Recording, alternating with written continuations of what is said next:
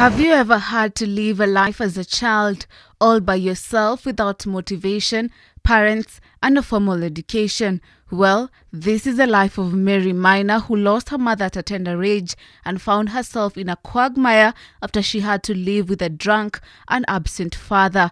With this, she found it difficult to make ends meet and had to gamble between staying and escaping home to look for a better life.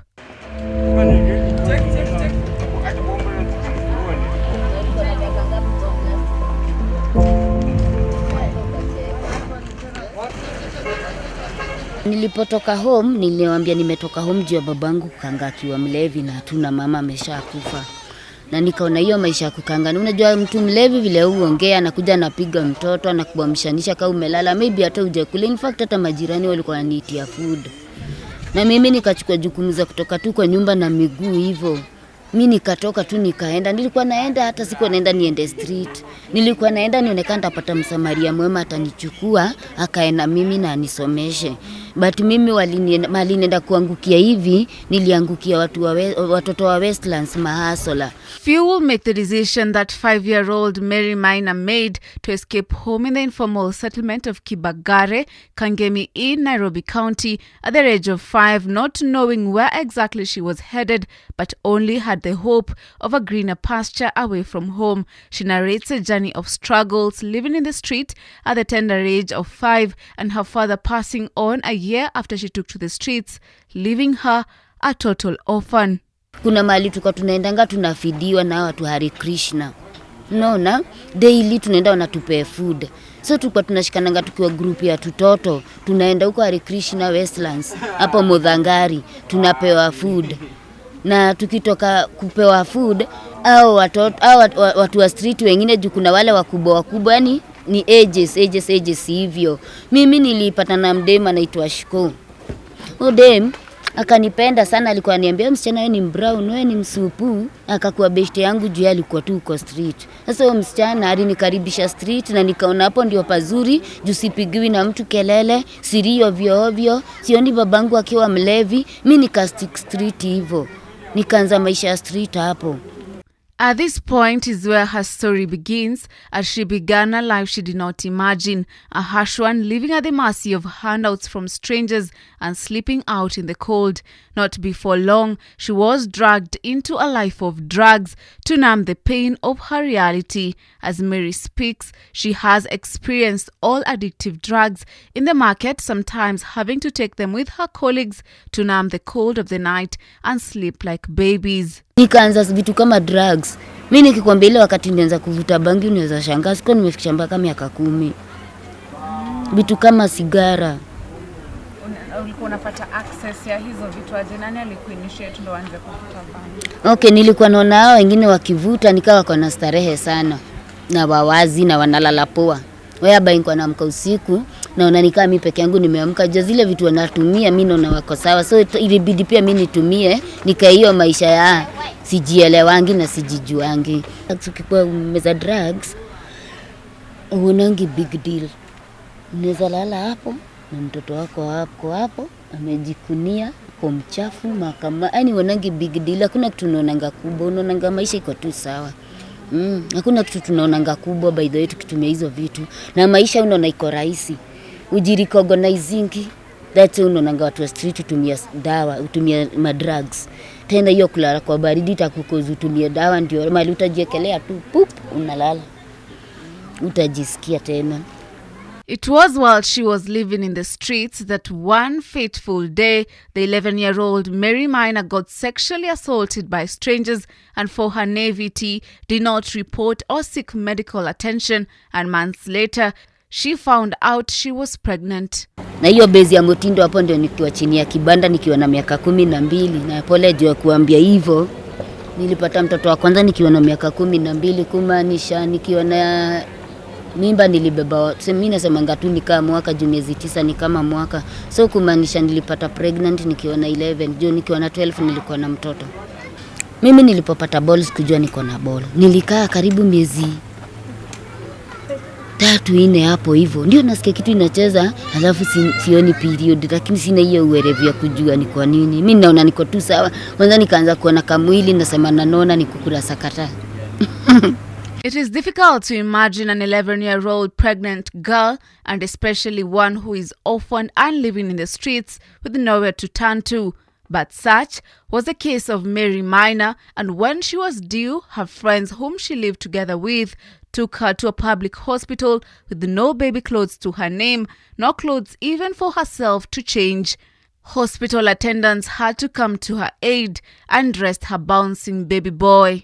Kujanga tu hapo base nikasikia tu nikiwa na uchungu. Ilikuwa ni usiku, kitu masaa saa 9 za usiku. Nikasikia nikiumwa.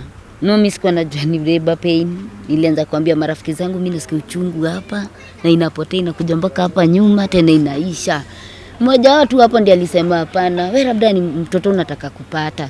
Wakanibebanga, wakanipelekanga hosi.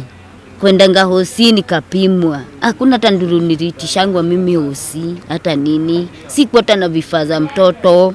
Lakini sasa kuna wale wasamaria wema, majirani wazuri walikuwa karibu, walienda wakaambia nao wengine nilienda kupata mtoto. Imagine walikamuhosi na wakaniletea vitu zote za mtu. Ni kama mtoto tu ako na wazazi na nikabambika sana.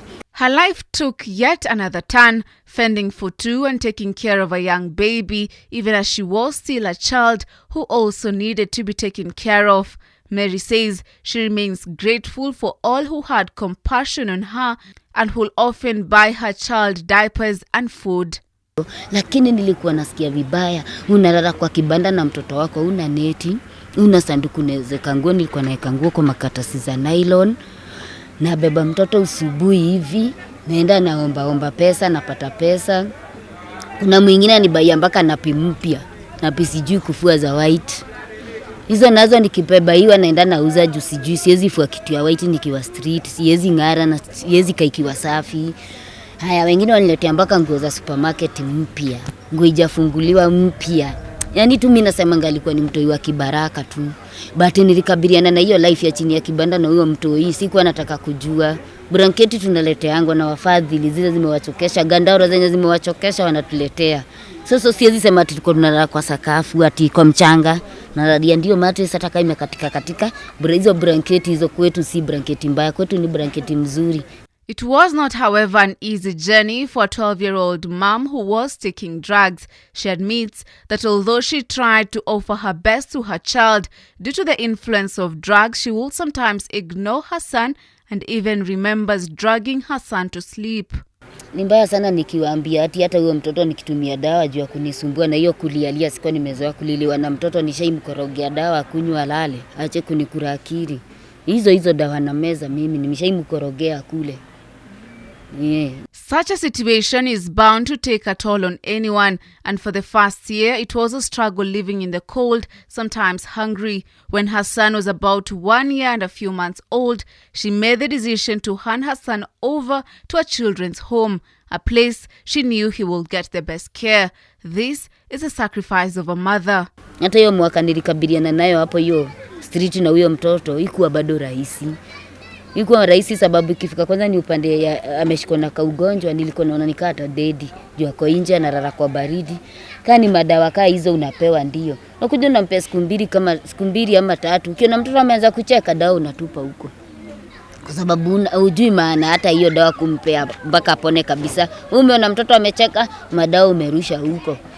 Haya, mtoto kugonjeka juu ya baridi, kujikuna hii upere juu uchafu, chawa, skin disease, vitu mingi yenye nilipitia bado hapo street na huyo mtoi.